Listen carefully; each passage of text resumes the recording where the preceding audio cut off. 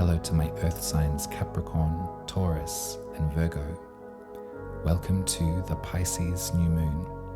You'll find the timestamps for your rising signs listed below. Hello Capricorn Rising, welcome to your reading for the Pisces new moon. Now it's coming quite soon. It's on Sunday the 10th of March at 8:02 p.m. So I've got these out to you just in time. If you're watching this after though, it's okay because I've got a whole list of transits that are occurring right after, amidst and then after. So we're leading up to Aries season coming quite soon, and there's lots that's happening in our universe that is shaping this moment. So hopefully, if we take it slow, grab your pen and write down some of these dates, then we can work with this astrology and be prepared for it. So when I think about Pisces, I think about the mutable water sign of our zodiac. I think about the limitless ocean of potential that awaits us in the ways that we connect with one another, in the ways that we come together and form community and form a bridge between this world and the next. I think about really sincere empathy when I think about Pisces. I think about sweetness. I think about definitely the propensity to overwhelm, to a place that needs to completely numb out and to stop the feeling because it become too intense. When I look at your birth chart, Capricorn Rising, Pisces is the sign that rules over your third house of the goddess, the place where we enact private ritual in order to maintain our health, spiritual and otherwise, a place where we learn about life and talk about it and share in conversation with other people what we know and what we've come to understand about ourselves and other people. Pisces is very magical, and so this part of your chart needs some magic. It needs some systems in place in order for you to feel at home and to feel welcome in your neighborhood and to feel that you're in some way acting from a place of generosity. The sun and the moon will conjoin, forming this moment of potential, this moment where we can set our seed into the earth and hope for it to grow. This is happening on the 10th of March at 20 degrees of Pisces. And either side of this lunation, we have two kind of opposing forces, two different feelings that hopefully we can sort of take from some and take from the other in order to make the best of this moment. On one side, we have Saturn, who you know very well, who is your guiding light, who is the planet that brings with it a boundary, a container, some restriction in order to focus. On the other side, we have Neptune, which is the planet of grand illusion, of mystery, and of magic.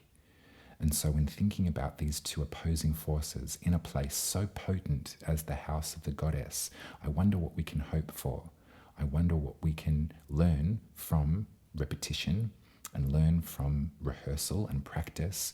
And I also wonder what we can learn from a bit of blind faith. When I think about Pisces and I look to the tarot, it's the moon card of the major secrets that we speak to. And it almost is emblematic of that very notion of having two opposing forces pulling you at the same time. There's something in the fox in this card that is so instinctual and wants to work from impulse. And there's something about the dog who is leash trained and knows the rules. There's something that they're both being called to by the sight of the moon. There's something that invokes the animal in both of them. But it's a matter at this point in time, Capricorn Rising, that we really do respect Saturn. And out of all of the signs in the zodiac, it's you and Aquarius that really, really respond to Saturn's boundary. So think about your third house, think about where it is that you belong, and think about your goddess worship. Think about your magical side of you, the ways that you can self-soothe and heal through magical practices, and use them at this time. So the day before this new moon in Pisces on the 9th of March, Mercury, who has been in Pisces for 3 weeks, causing all sorts of confusion and chaos and quite a lot of overwhelm, quite a lot of miscommunication, is going to meet up with Neptune. So there might be a moment of wild delusion that we're going to contend with, more instability, and then the calendar will tick over and it will be the 10th of March. But before this new moon, Mars and Uranus will be forming pressure and square. And this feels quite combative, this feels quite violent, and this feels like something that we're all going to be able to contextualize in our lives and not be frightened of and move with. We might not see it form so obviously in our lives. It might be something of the greater world that we can feel, this sort of tension rising. But Mars is in your second house in Aquarius, of your values, your resources, and Uranus is in your fifth house in Taurus, of your creativity, your self-expression. So let's just flag that, let's register that, let's not allow this moment to get in the way of our progress too, because we've been doing a lot of work to re-stabilize you, to allow you and welcome you into this world as the person that you are now. So let's continue on that track, Capricorn Rising, and let's just honor the square between Mars and Uranus. They're not so uncommon.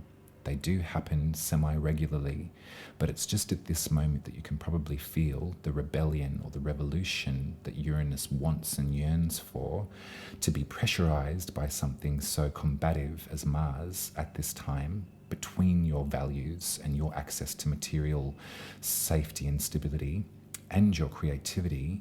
There's something of a push and a pull here that we're going to work with. And then Mercury will leave Pisces and enter into Aries. So finally there'll be a clearing of that confusion, and then the new moon will happen. So this new moon actually happens without the interference of Mercury and the confusion. There is something that we can come back to about our sense of responsibility at this time. Even though responsibility is not a very good word for Pisces, but for you, it's good. And remember that every single sign of the zodiac is you. These are the facets of your life that are being focused on right now. But you are the universe, you are the galaxy, Capricorn Rising, every single part. 2 days after the new moon, we have Venus enter into Pisces, and this I really love. This feels protective. This feels like a beautiful, soothing, cooling balm, and this feels like a bit of hope and beauty and extra emphasis on your goddess worship. If Venus is in your house of the goddess, go with it, go for it. Open your eyes to pleasure, open your eyes to art, open your eyes to the healing qualities of those parts of our lives.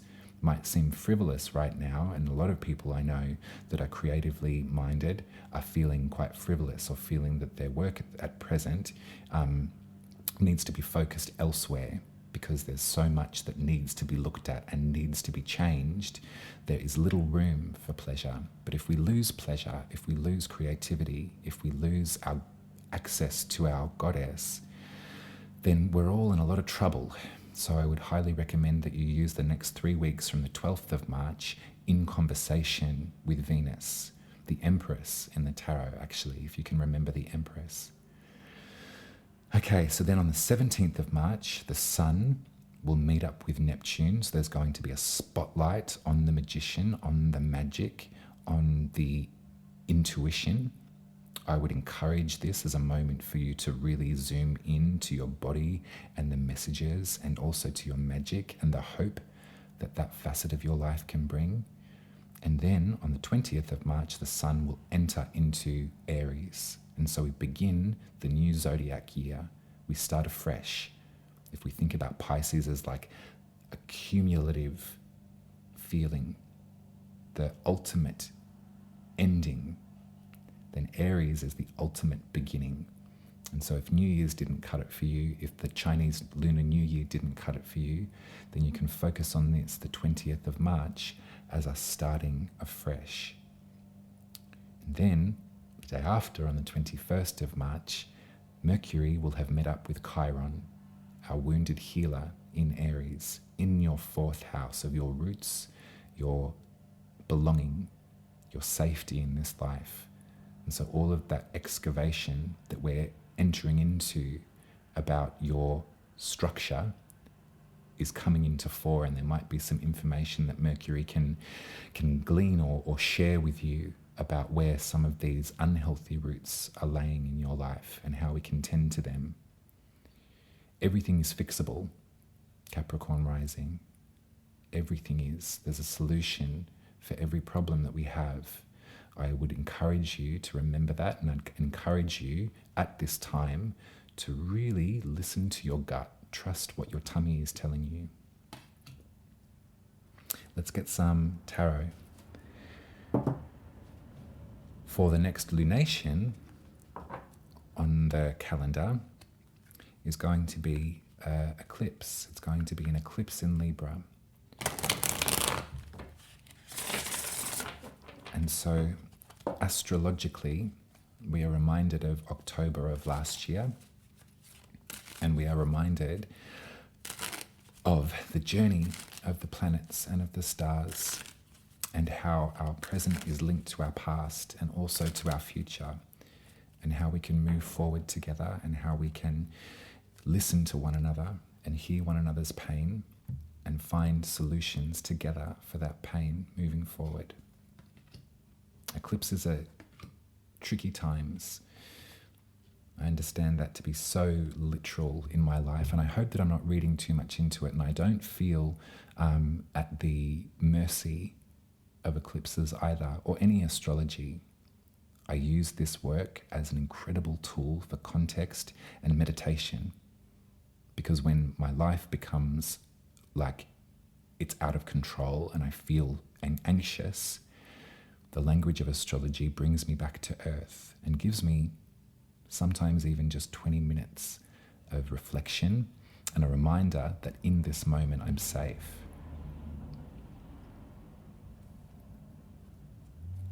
And you know this, Capricorn Rising. You know the power of the pentacles, of the earth, of grounding ourselves in this current reality. You can probably look to your ancestors in some way as your guides. You can look to folks that came before you, the folks that started this journey, that built this. You can look back and you can look to their stoicism. You can look to ways in the past that the human species, that your family, if that's something that you respond to. But if you've got a difficult relationship with your family, I'd encourage you to think about your humanity and think about how we survive and how we, with our dignity, move forward, and how we don't forget our roots. We don't forget our past. We bring it with us. We carry that with us, and we want the best for the generations to come. Sometimes when thinking about the ancestors, it's also a great thing to think about the future too, the generations to come. What kind of planet are we going to leave them? What kind of culture are we going to be leaving them? What kind of humanity is theirs? It's one thing that I really trust about the kids coming up and their astrology, their birth charts. They're going to be fighters. They're going to really commit. And we mustn't ever sort of lay the responsibility of the actions of the past into the hands of the future generations. That's really unfair, and you can probably empathize with that in some way when thinking about your youth, or thinking about the overwhelming sometimes responsibility that young people can have for the health of the planet and the health of humankind. Now more than ever, everyone has access to information, and they can trace back the torment, and they can trace back the injustice, and it can feel really overwhelming to feel like it's your solo responsibility to change that.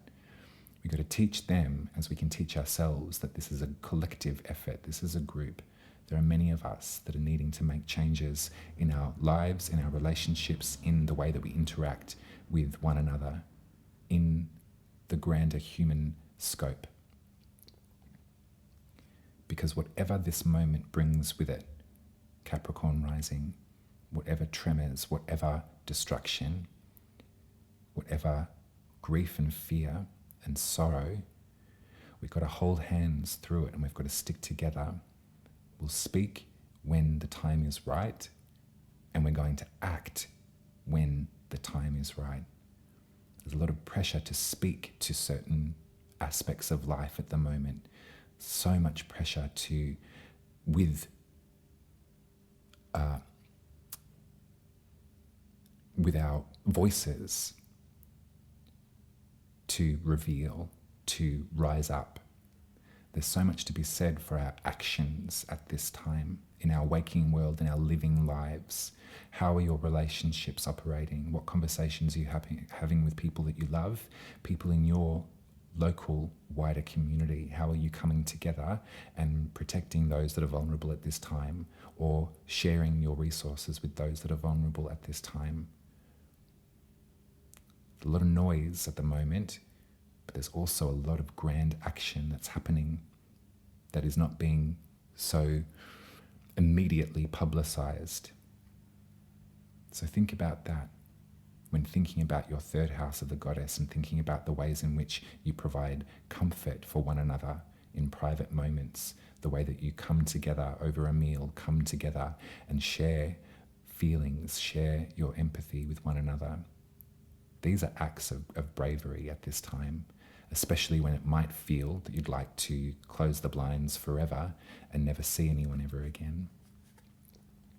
We're working through this moment together, Capricorn Rising. I'm with you. I understand the pain, and hopefully just in these little conversations you can feel just a moment of clearing. If this work is nothing else, and it's also,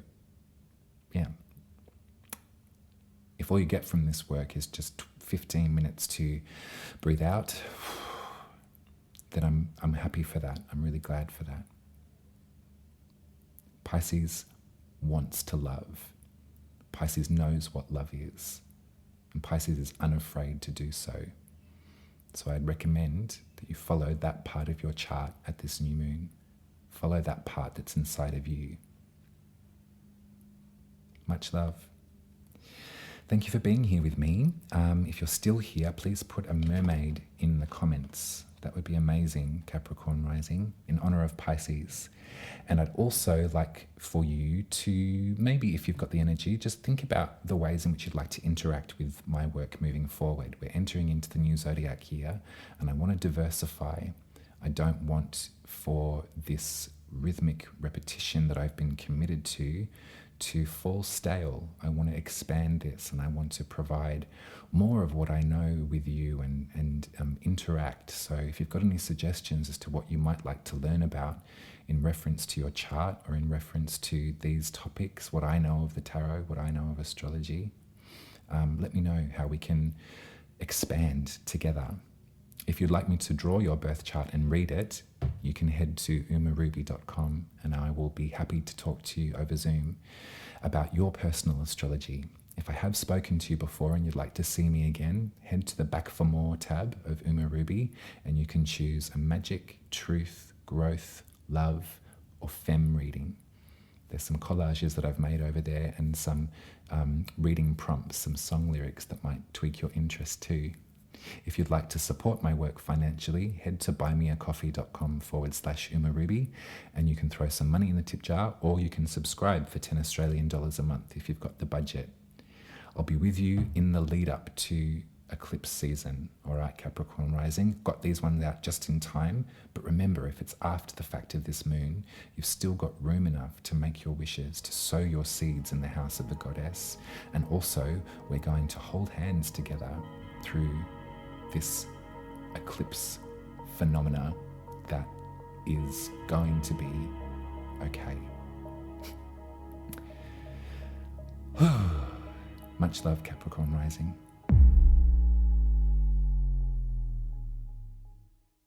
Hello, Taurus Rising. Welcome to your reading for the Pisces new moon. We're getting there just in time. It's this Sunday on March the 10th of 2024 at 8:02 p.m. Holy moly. Okay, stay with me.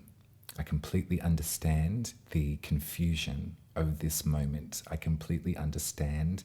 I can feel Mercury in Pisces getting really overwhelmed and really confused and feeling quite uncomfortable. We've got to remember that Mercury is on their way out of Pisces, but they're taking their time for the last 3 weeks and throwing a whole bunch of excess information or options or confusion up in the air. And so sometimes it can feel that every wire is crossed and there is no clarity. But I'm grounded and I'm ready. And I've also got a major list of transits that precede this new moon on the 10th. There's a lot that's happening astrologically in the lead up to Aries season and beyond. So we're going to take it one step at a time. And first, I'd love to explore the significations of Pisces with you for a moment. So for me, Pisces is the ocean. Pisces is the moment where we all come together and we all realize that we are the same, that we are all linked in some cosmic, beautiful, magical way. We all feel one another's feelings. We all have time to spare to speak to one another about our emotions, about how we've been feeling, and we understand the complexity of that act. Not everything that we feel is finite and the truth and done with. Not everything we think the same. Sometimes there is room in this life to talk about our feelings, talk about our emotions, and come into a relationship with our body that has room for its triggers. Sometimes our body physically can feel unsafe because our memory calls us back to a time when we weren't safe. And that's something that Pisces, it's their job, their mission, to come to understand in this lifetime, to come to learn, and to not allow their major empathy, their major want and yearning to connect with other people, to overwhelm them to a point where they ostracize completely and swim to the bottom of that ocean. There's 2 fish in the glyph of Pisces. One wants to swim that way, one wants to swim that way, but they're bound by something of a silver cord, which connects them both and reminds them both that they're both included. How does that feel for you? When looking at your birth chart, Taurus Rising, Pisces is the sign that rules your 11th house of your friendship groups, your position in the community, your sense of good fortune, and your sense of humanity, your humanitarian spirit. And so I could imagine that with that placement, because you must remember that every sign of the zodiac is in us, it's in our nature, it's just a matter of where. The planets' placements will put emphasis on these parts, but even if your Pisces area is empty, that doesn't mean that you don't hold the significations of Pisces in your body. When thinking about your humanity and thinking about this overarching empathy for the human species, I can see a lot of pain at present. What I'm thinking about is this lunation as a moment to recommit to our intuition, recommit to our magic too. Pisces knows a lot about magic, and Pisces benefits from believing in magic too. So let's have a look at the list. On the 9th of March, the day before this new moon, Mercury will meet up with Neptune in Pisces. One final huge moment of utter confusion before they leave and enter the drier earth of Aries. Remember, Mercury does not like it in Pisces, for they're in the opposite sign to where they're most at home, which is Virgo. And so there has been this feeling of stopping and starting and wanting to just screw everything up and throw it in the bin perhaps, start afresh, but not really start afresh, just run away. That's maybe a feeling that's been, maybe not you personally, but it could be echoing around in the people that you love too, focusing on this 11th house. Then on the 10th of March, Mars in Aquarius is forming a harsh exact square with Uranus in Taurus. So Uranus, the rebel that has been wanting and willing you to revolutionize your current systems, to change things up, to sort of expand your mind enough to see beyond the perceived outer limits of our galaxy. Uranus is in an abrupt, potentially violent square with Aquarius. And so Aquarius is your 10th house. This is where you're most publicly perceived. And so think about this, Taurus rising. Think about the anger that Mars can represent. Think about that sword, that shield, that aggression, and think about this square between your public-facing self and your soul's rising intention. Think about that and think about how you're working with this as an act of bravery and an act of conviction and commitment to revolution, rather than starting a whole bunch of fires and getting into fights and getting really argumentative. That might not be happening exactly in your life, but it's just something to note. And it's something to note about the disparity between your most public-facing self and your private realms of Taurus, the parts of you that do have attachments to your soul in this lifetime. Then, this is still the March the 10th, so this is the day of the new moon, but there's things that happen before this moment. Then Mercury leaves Pisces and enters into Aries, so there might be a feeling of release, or might be a feeling of clarity, hopefully, that you can glean from this moment. Then the new moon happens. Then we sow our seeds. We sow our seeds in reverence to our belief in our humanitarian spirit and to the human species and to our hope for humanity to come. We remember the magic of connection. We remember the magic of consciousness in this moment. We remember the possibilities that link us all together. I feel what you feel, Taurus rising, and you feel what I feel. And if there was a different world that was presented to us where there was time enough for people to come together in vulnerability, where there was time enough for people to cry, then it would be a better world as far as I can see it. I wonder how you see it. 2 days after this new moon, Venus will enter Pisces, and Venus brings with it a talisman, a cooling balm. Venus brings with it a bowl of cool water for us all to wash our faces in. Venus brings with it hope, love as a potential, creativity as a potential, connection as a driving force. So for 3 weeks, we'll have Venus in Pisces. And remember that Venus is your guiding light in this life, Taurus rising. Venus is your emblem, your mermaid on the front of the pirate ship. So enjoy. Come the 12th of March, remember that Venus is there in Pisces in your sense of belonging. Then, on the 17th of March, the Sun will meet up with Neptune in Pisces. And so there's a spotlight on the magic that can be created in community. That's the 17th of March. Then we enter Aries season. On the 20th of March, the Sun leaves Pisces and enters Aries. And, astrologically speaking, it's the new year. We start afresh. We start this story from the top. We remember and honor the past, and we bring that with us, but in our energetic force field of working with the galaxy, we begin again. It's kind of like, it feels really, really, really hopeful. After that, on the 21st of March, Mercury, the messenger, meets up with Chiron, meets up with our wounded healer in your 12th house of your unconsciousness, that hidden private work that we're focused on this year, this opportunity to heal, this opportunity to let go of some of the fear, some of the judgment. You're not evil, Taurus rising. It's something that I'm coming to understand is so latent in so many of us, is this unconscious feeling of, I'm actually really evil. No, you're not. No, you're not. You're working from love.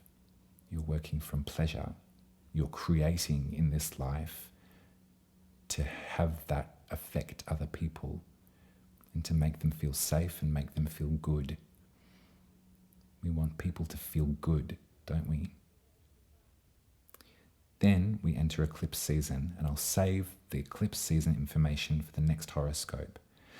But hopefully just by describing them to you, you can think about this coming fortnight as a march into the new. We're not sure what's going to happen with Mars and Uranus in square. I pray for peace, and I'm with you as the going gets tough.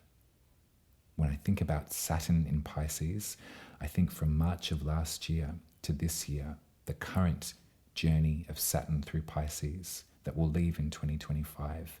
I think about a magical boundary, a magical container when relating to your 11th house too, keeping you safe, keeping those that you love safe and protected with your prayers. When I think about Neptune in Pisces, I think about this once in a lifetime opportunity. Since 2012 until next year, 2025, we as a culture experienced Neptune in Pisces, the magician, the creator, the illusionist in the most magical sign of the zodiac. And so there's so many lessons that have attachments to delusion, that have attachments to getting swept up into a think tank or thought process, or getting, sort of bewitched by the guru, potentially. But also I really think about our internal power. I think about our personal magic, and I think about our lives from 2012 up until next year, and the hope and the possibility that Neptune in Pisces might have imbued in our lives. When I think about my life personally, I've got some stories to tell you, but I'll save them for another day. Neptune is the modern ruler of Pisces, so Neptune is working in their best effect in Pisces. However, like the ocean, it can be treacherous. In your spell work, Taurus Rising, in your sowing of seeds at this new moon in Pisces, when you're thinking about the human condition, when you're lighting candles for those that we've lost, and when you're thinking about the desperate hope that we all have for peace, I'd like for you to remember just how much your magic benefits others. And that by what you've focused on in this life, what you continue to focus on, and what you will focus on forevermore, is a bit of collective magic. And that's really powerful. Folks stopped making art because artificial intelligence took over. It would be a very different world, but it's not one that I can see. Already we can see, just in the paper, just recently, speaking of Mercury and Neptune, the delusion of artificial creativity. There's been a lot of mistakes that have been made around the world just really recently that have been all eyes on it. So we think about our creativity, we think about our magic, we think about our self-expression, our Venusian qualities as being specific to our species and being unable to be emulated by software. That just might be something that can help you through too, because I do understand the glut of content and information and the overload that our culture seems to be experiencing right now. It's in excess, not the band who I love, the concept. So maybe a bit of paring back might be good at this new moon too. And remember that your individual speck of stardust, your glimmer, your light, your magic is being so beautifully received by those in your orbit. People responding to your work are loving it. So keep going.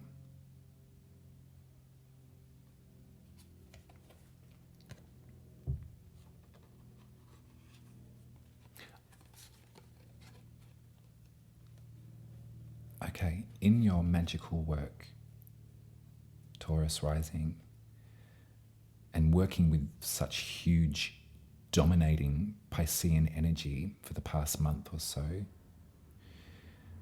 there is a lot in this that we must maintain a sense of reverence and respect. We must never predict the worst with our magic. That's old ways of being, that's old ways of thinking about this stuff. I'm much more interested in the right here, right now co-creation and the ability to meditate with this information. But as far as looking forward and predicting the worst and becoming fearful by the messages that you've received, if you're engaging in tarot, you're engaging in astrology, you're engaging in any kind of healing practice that has you connect with your intuition, and if you've been receiving messages that have left you in a bit of a state of anxiety at this time, if there's something overarching that feels really, really, really scary that you can't look away from, I would encourage you to remember that we're all in this together, and there's no sense in collapsing internally with your fear, because we're all here, we're all present, and we're going to get through this together. The 11th house teaches us anything is that we're going to get through this together.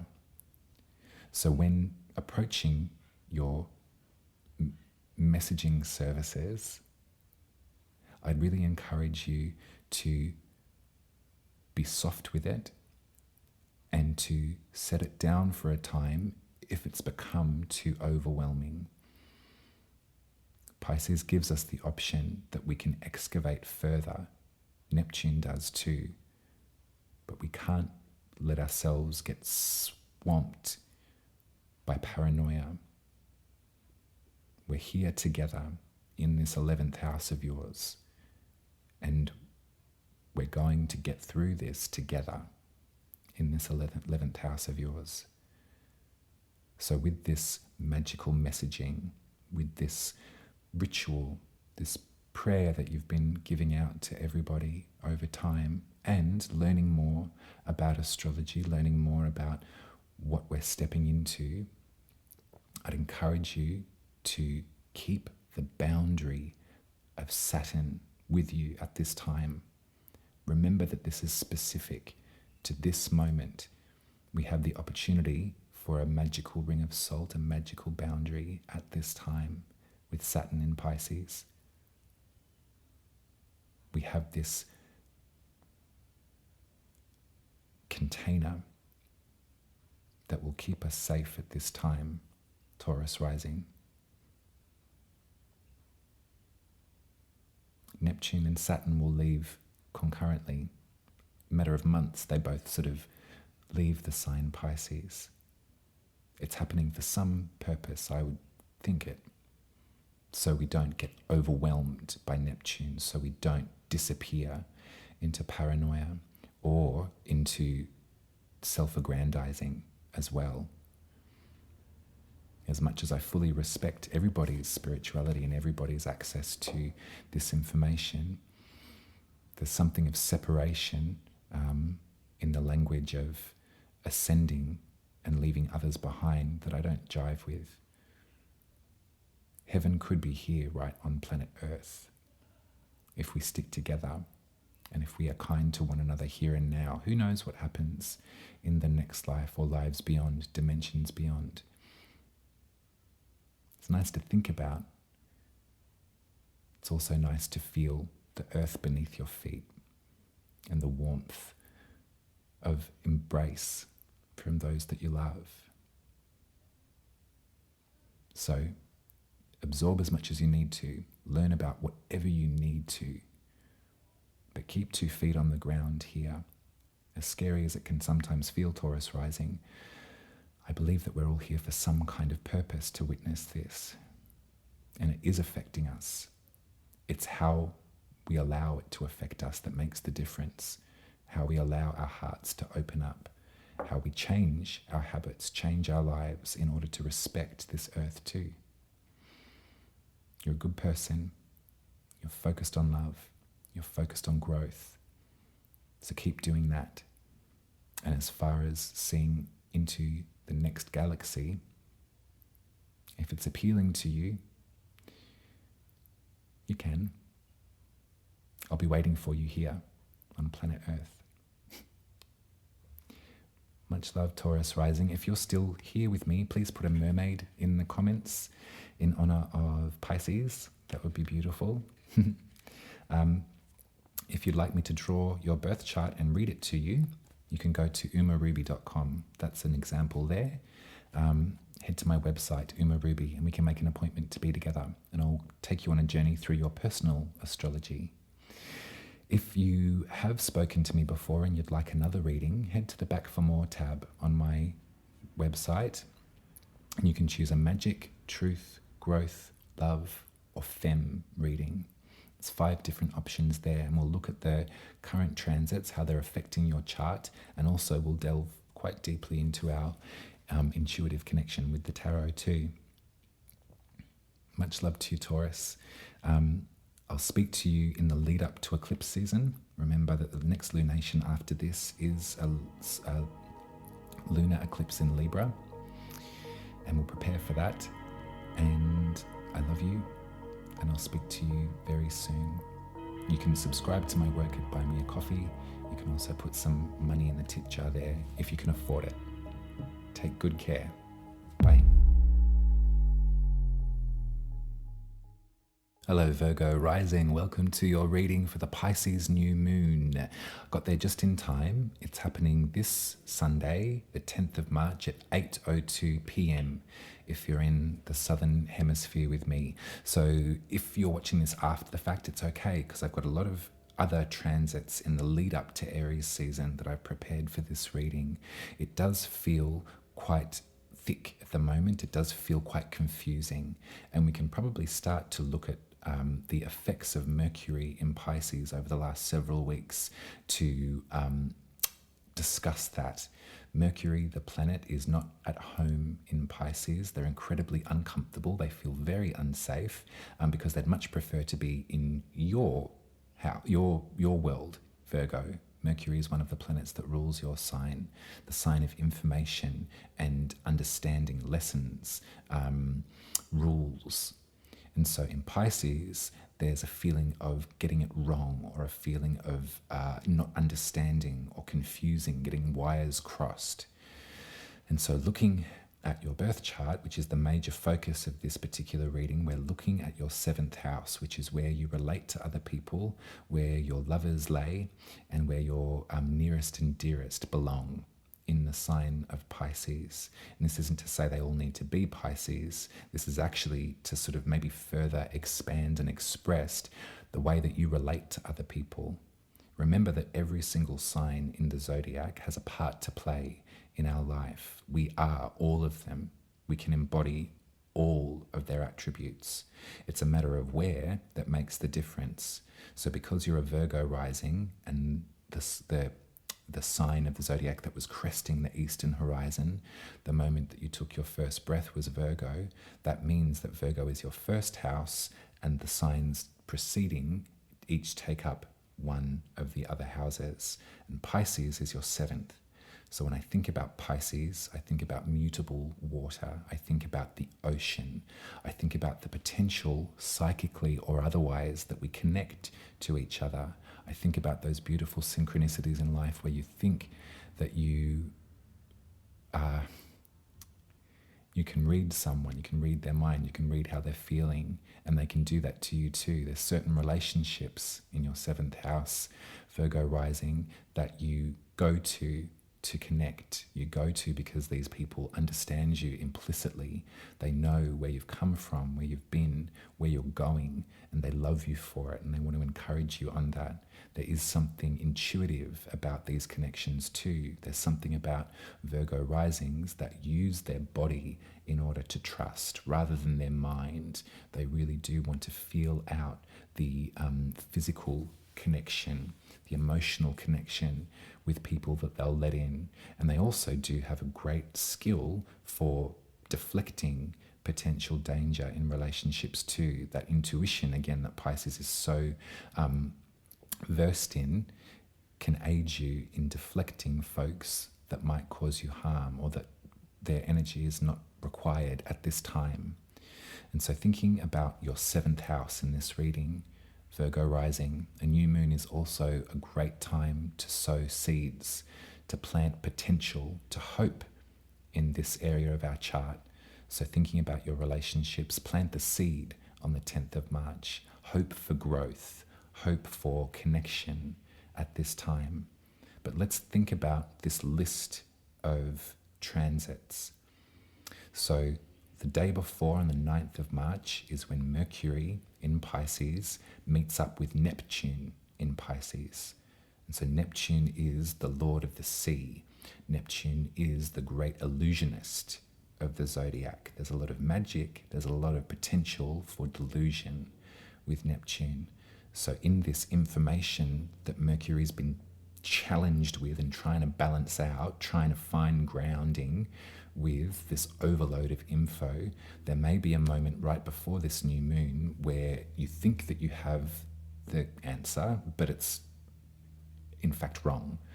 There's something that is like a garden path that you may be led down, or there's sort of something that you're presented with in your relationships that you're like, oh, this is a mask off sort of moment. This is something that I feel a bit ashamed of because I was glamoured by this for a while. That could be something that happens for you, Virgo Rising. But then we move into the 10th of March, and at the top of the day, Mars and Uranus form a very harsh square. So Mars is brute force and Uranus is rebellion. And so when they come into a harsh aspect like a square, there's fireworks and there's rage. So looking at your birth chart, we're discussing your 9th house, which is your access to spiritual language, your access to church, your access to pilgrimage, to traveling and grand adventure, and your 6th house of repetition and the body of servitude. And so when I see this square, it almost feels like there's a rebellion, or you're coming up against certain language that has to do with your religion or has to do with protecting that part of your identity as a safe space. Perhaps you are a deeply spiritual person that has been sort of revolutionizing your relationship with those topics, but all of a sudden the harsh clang of the 6th house of reality is biting back. You might not experience this personally in your life. This might be something that you can see on a grander level. If we think about the signs Aquarius and Taurus in combat, I think about the earth and I think about humanity. And so I think about this as rage. I think about this as quite hot and tempestuous. So let's just flag this day of the new moon in Pisces on the 10th of March as one of note. If you've got a pen, note it down. If you're in my hemisphere, Mercury then enters Aries on the same day. So Mercury finally leaves this space of confusion for you in Pisces and gets some clarity, gets some scope, has a shot of espresso and wakes up. Then the new moon happens. So then we sort of hope to have a moment of clearing where we can sow some seeds for how we might like our relationships to evolve and to grow over time. But thinking about the sun and the moon at 20 degrees of Pisces, we're also thinking about Saturn on one side and Neptune on the other. Two very opposing forces, one really beneficial for Pisces and one sort of, I would say, medicinal for Pisces. Neptune, being the magical illusionist in Pisces, wants to really explore beyond this dimension, explore out there, find the connective tissue that brings us all together, use their magic. Saturn is like, fair enough, but where's the boundary? Where's the container here? What are the rules? Because there's limits to this, and there has to be right now. Now is not the time to lose it. Now is the time to hold true to those that you love, to use this boundary of Saturn as something like a magical container around those folks that you love. We were speaking about this in the last horoscope, but it continues. Saturn is going to be in Pisces until next year, I think March of 2025. And so we're going to be, May of 2025, I should say. We've had that in place for a year. We're going to have it for another year. So let's use it for what it's worth. Let's protect those that we love. Let's protect their feelings as well. Pisces is very impressionable, and Pisces can really be prone to overwhelm at times. Perhaps you can recognize this in yourself as well, in the way that you relate to people. Perhaps there's certain relationships where you feel sort of so sucked into them that it becomes hard to sort of find a line of separation, the line that sort of separates you from them. That is what Saturn here in this moment is asking of you, or offering you at this time, Virgo rising, a healthy boundary to keep you safe and to keep them safe too. 2 days after the new moon, Venus enters Pisces. So there's something that feels really cooling. There's something that feels really welcome about Venus and their presence in Pisces. We need this moment to enact pleasure ritual. We need this moment to create creation ritual too in our 7th house. Venus will be there for about 3 weeks. So think about, as we're journeying through the hectic mania of Aries season, which we'll touch on coming up, but also in the next horoscopes, as we're moving into this, driving into this skid, remember the presence of Venus in your 7th house now. There's something of a guardian. There's something of another barrier, but a beautiful, gentle, kind hug of a barrier. Then, on the 17th of March, hope you're writing this down, the Sun will meet up with Neptune. They will conjoin, come together. So there'll be a spotlight on the magical potential of your relationships, but also potentially a spotlight too on the delusion of some of these connections, or some of these sinkholes perhaps that people that you love have been falling into. There might be a spotlight here, and it might be time to activate the Virgo side of your coin to dig them up. Then, on the 20th of March, we enter Aries season. So we almost start our diary afresh. We sort of turn the page and think to ourselves, this is the new trip around the zodiac. It starts here. With the Sun in Aries, we start again. If Pisces is the ultimate, the ending of a journey, Aries is the beginning. And so if New Year's didn't cut it for you this year, if the Lunar New Year in February didn't cut it for you, then you can take this moment, Virgo rising, to start afresh, to start again. Then, on the 21st of March, Mercury, the messenger, has met up with Chiron, our wounded healer in Aries. And so here is where we can start to clean the wound, and we can start to use what we've learned through our confusion, and after that espresso shot, to actually start this healing work that the eclipses are urging us to do. That was heaps of information. I do apologize. Well, no, I don't. That's why you come to see me, don't you? You can always pause it and rewind it if you missed a bit. But hopefully I've been able to aid in some of this, like, drowning feeling that some of us might be going through right now. It kind of feels like treading water. It kind of feels, you can see all that watery imagery with Pisces, and the depth and the possibility, but also the danger that can sometimes be attached to that too. So wonderful to have you here, Virgo rising, for your conviction to the real world, to the truth of the matter, to something beyond any kind of delusion. Unfortunately, it might be present in your relationships at this time, but it also might be something that you're having to protect yourself from, as far as deluding yourself about your current relationship structures.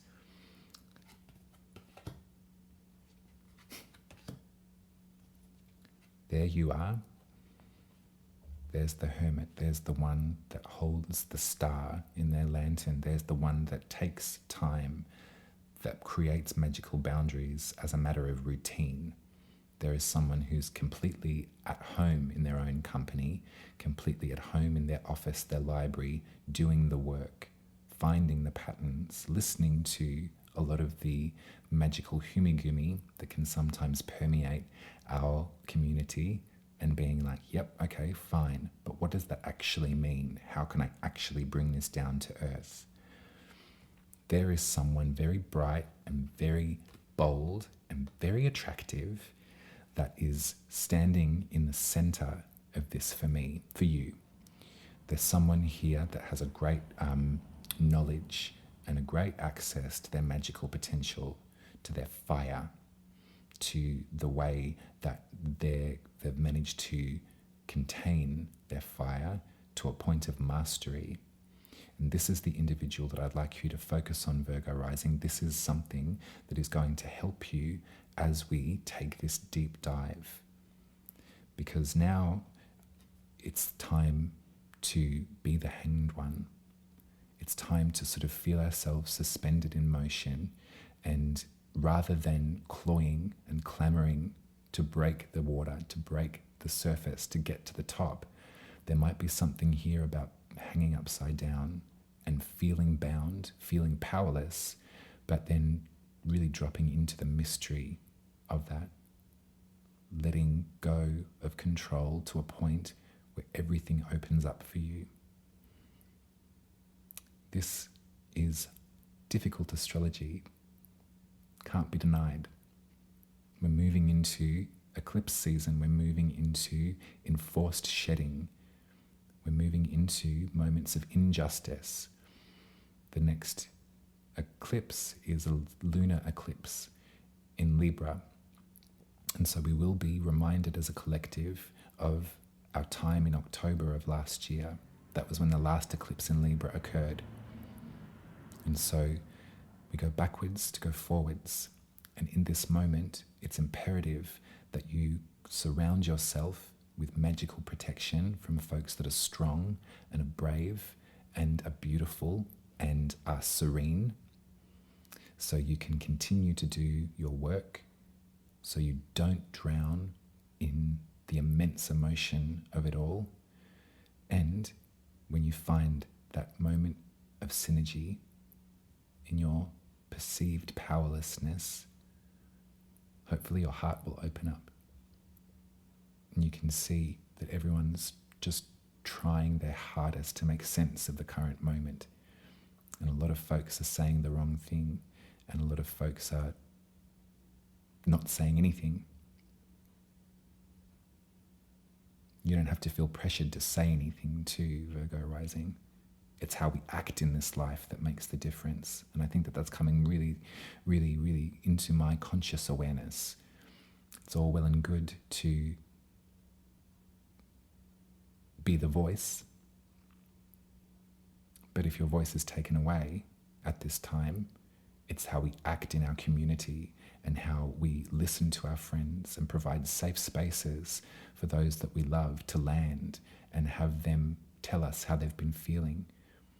With no solutions, no answers, but that active connection is an act of power at this time. No single individual has the answer for how to change this, how to heal from this. But it's the love that we share in our microcosm of community that is making the difference. And hopefully that contagion is strong enough to fight against this other contagion of righteousness and hatred. I wish you the best, Virgo Rising, and I adore you. Thank you for being here with me. If you are still here with me, throw a mermaid in the comments in honor of Virgo season. And if you would like me to draw and read your birth chart, I encourage you to make an appointment at umaruby.com. I will draw you one, and I will take you on a journey through your own astrology using the High Priestess in Tarot as our guide, the one that knows already. If I have read for you before and you'd like another reading, think about magic, think about truth, think about love, Think about growth. And think about the femme. Have a look at the collages on my website. Have a look at the song lyrics. If there's something in there that tweaks your interest, make another booking, and I'll take you on a journey through the current transits, how they affect your birth chart, as we discussed it before. And we'll delve into the tarot. We'll delve into our intuitive connection too, and try and come up with some answers.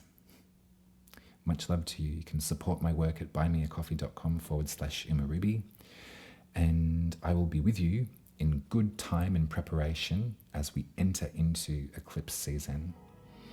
So let it take you, let it wash over you. All of this incredibly confusing emotional depth that Pisces brings with it is for a purpose. It may not feel like it right now, but if we stick together, we can find that purpose together. Take care.